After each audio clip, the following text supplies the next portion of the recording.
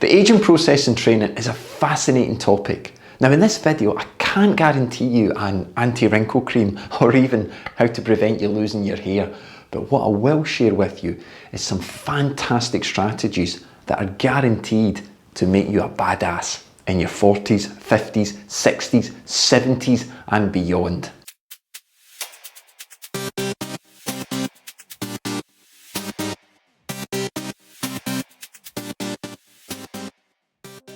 Hi, I'm Scott McLean, I'm the head coach at Kinetic Cycle Coach, and so thanks for checking out the video. Every week I'm dropping in live podcast videos where I'm answering questions on training, fitness and nutrition. We're dropping in live training sessions as well, and we're doing uploads like this where we're going a little bit deeper and giving you some solutions to some of the issues that are coming up in the podcast. Okay, let's get into the 3 strategies and start it off with a question. At what age do you think you turn into a pumpkin? Now, I'm not trying to be silly, but is there an age where you think that things really start to fall off the cliff? You're losing motivation, you're maybe putting on a little bit of extra weight that you're finding it tougher to get rid of, and you're just finding things a little bit tougher. So, in science terms, we normally have the age of 35. And at 35, speed of contraction in the muscles tends to start to slow down. So you just do things a little bit slower. Now I often think that this is comparing performance to a professional. And in the professional world, we can certainly find athletes over the age of 35 who are doing very well, some over 40 who are doing very well, but they're not you, okay? Their job is to compete. Their job is to train. So they've got professional nutritionists looking after them, professional masseurs, all these sorts of things. I'm a 50-year-old coach, but I'm also a 50-year-old sports scientist, but I'm also a 50-year-old husband, father, part-time chef, part-time gardener. I also take the bins out on a Tuesday. But there's all these things that you're doing as well, so you're trying to juggle your training time. So let's kick things off with number 1, reduction in your VO2 max. And this is going to be measured at around 10% per decade from ages 25 to 30. So as a young athlete of 18 to 24, I was lab tested regularly and my VO2 max was around 74 to 77. At age 50 now, my watt bike has got me at 62. So that's certainly not the 10% per decade, but it's certainly a decline. And that decline in VO2 max, that's going to impact on the amount of oxygen I can process, I can consume, get to the working muscles. So therefore, over endurance markers, I would tend to see a decline from what I did in my 20s. Natural, yes, but we can combat that. Okay, and here's what we do. A lot of older athletes neglect high intensity training.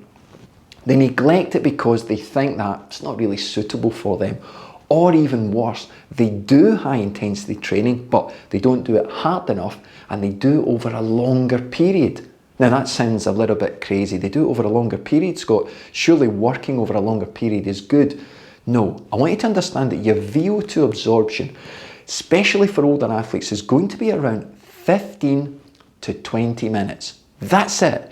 Any longer at that 105 to 122% is not going to be fully absorbed as VO2. Sure, you feel as if you're working hard, but you're not working hard enough. So what I suggest you do is to follow a program of high intensity workouts at VO2 level over 30 seconds to 2 minutes. No more. Work on reducing your recovery time so that you've got a 1-to-1 ratio or even a 2-to-1 ratio.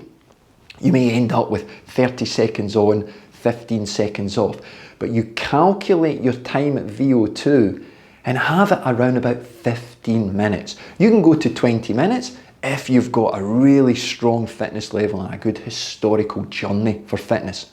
And the key thing is, those workouts can happen over 30, 40, 50 minutes. Short workouts. The athlete who's doing workouts over a longer period at that so-called high intensity is mainly burning fuel and increasing fatigue and placing the body in what we call that catabolic shock period for longer. So when they come to the next workout, they're not able to punch right through the ceiling of their fitness. Now you can have these workouts twice a week. Some people can even cope with 3 a week over short periods, say 3 or 4 weeks, and then switch them off. So don't shy away from high intensity. even in your 50s, 60s, 70s, you've got to do it. Okay, number 2 is muscle loss. As we get older, we reduce our levels of testosterone, and this is going to impact on our muscle percentage, our muscle tone, basically our muscle volume. So I've already told you that muscle contraction speed will slow down at age 35. So with a loss in muscle, there's a couple of other things that are going to go on there. As muscle percentage decreases, you're going to find it harder to maintain that high metabolic rate. So it means that weight maintenance becomes a little bit trickier. So I want to give you a couple of strategies to start now. 1, if you're in the habit of doing weight training in the off season, maybe you've got a 4-6 week plan that you've done for many years, I would like you to carry that on all year. The secret is resistance training all year round. Now what you would do is, in the on season, is you would reduce it to 60% max loading. So that is, whatever your max rep is, you reduce the weight to 60% and you do a shorter workout on the key muscles. You maybe do that once or twice. We've got to keep stimulating testosterone because we get it boosted after resistance training. Now, let's say that you've never done any weight training. I'm not saying take it up. It's very difficult to take up older without key guidance and making sure that the muscle pattern is set first. And what I mean by that is the way that we move through particular exercises needs to be perfect. Otherwise, you're going to possibly give yourself an injury. But we can work on body resistance. We don't need weights.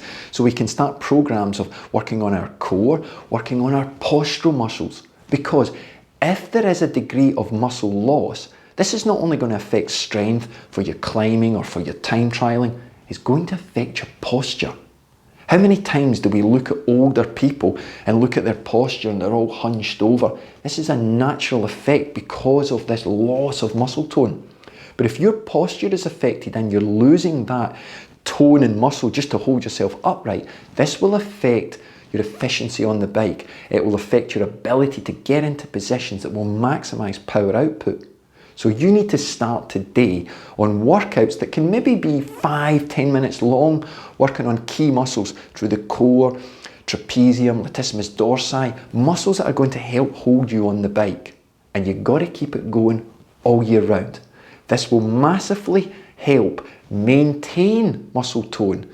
So we have athletes in their 60s, 70s who have been able to slow the process down and actually level out muscle tone. And those athletes that can do that, they're the ones in their age group that are outperforming everyone else. Now, there is another method, and one that I'm going to share lots of videos in the upcoming weeks, and that is on BFR training, blood flow restriction. I've got my device here. I use the Be Strong method, and some of you who have been members of the channel for a little while have seen me use the blood flow restriction cuffs.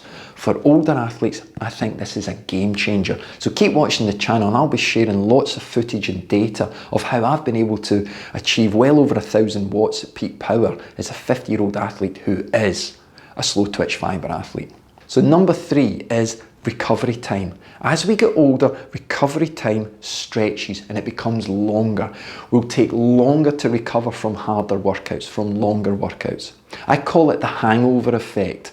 So you can wake up from a hard workout and feel as if you've been out at a party all night, and yet you went to bed early and all you had to drink was a cup of cocoa. But you got that effect because of the inflammation in your system, that your body's just not able to work at removing it as quick as what it used to do. Maybe also you found yourself falling ill more. You've got a runny nose, you've got sore throat more often. Remember, your immune system as we get older is under immense pressure. And if you are someone who's maybe carrying extra stress from life itself, then again, your immune system is getting attacked and you've got to listen to it. But here's the killer. A lot of older athletes are poor at nutrition because they believe that it's going to lead them to putting on weight. They believe that certain products need to be eliminated from their diet because they are contributing to the weight gain. But for many athletes, it may be that they're not doing high intensity training or they're not targeting muscle loss that is contributing to the weight gain. By not following key recovery processes It's impossible for older athletes to make the progress, and many are in a plateau, working hard and training hard, committing hours and hours to training, but just not making any gains because they're in a traditional cycle of this is what I did when I was younger, this is what I continue to do. Remember, do the same, expect different results. Not a good place to be in. So let's look at your workouts and create a strategy. I want you to identify your key workouts, the workouts that really push you hard, and any workout that takes you beyond 2 hours. I would even go down to 90 minutes for over 50-year-olds. And these workouts require attention afterwards because they've caused more trauma. Let's face it, if you cause trauma through a cut or a broken bone, you're going to go and seek advice. But when we cause trauma internally, all we do is we tick a box off in our head to say, I worked hard, that's the job done. And then you leave the trauma. Well, it's not going to go away. So after those hard workouts, you need to start with 1 to 1.3 grams of carbohydrate per kilogram of body weight. That needs to be put in immediately. You need to replace those stores. Remember, without glycogen, there is no efficient muscular contraction. Okay? It just doesn't happen. So get those stores done. And remember, glycogen will help to protect the protein chains. Now, they can't resynthesize them, but they can help stop their massive breakdown. So let's look at their protein replacement now. Now, normally we would talk about 0.3 grams per kilogram of body weight after that hard workout. But especially over the age of 50, I would push that now to 0.6 grams. Evidence has been found that if we double that, maybe for 2 or 3 of those workouts a week, and we identify nailing it within the first 20 minutes, we can actually make sure that the recovery process really does improve. Now, I would say that 20 minutes might be quite hard for some people, but as long as you're getting it started in that time and then within 2 hours. So some people may take part shake, part whole food. Whatever your method is, you've really got to nail down and start that recovery process from the minute you finish that last workout. So within your recovery phase, so let's say you do your VO2 max session indoors, you can have that recovery shake ready immediately. As soon as you start spinning in the cool down, start the process and give your body a chance.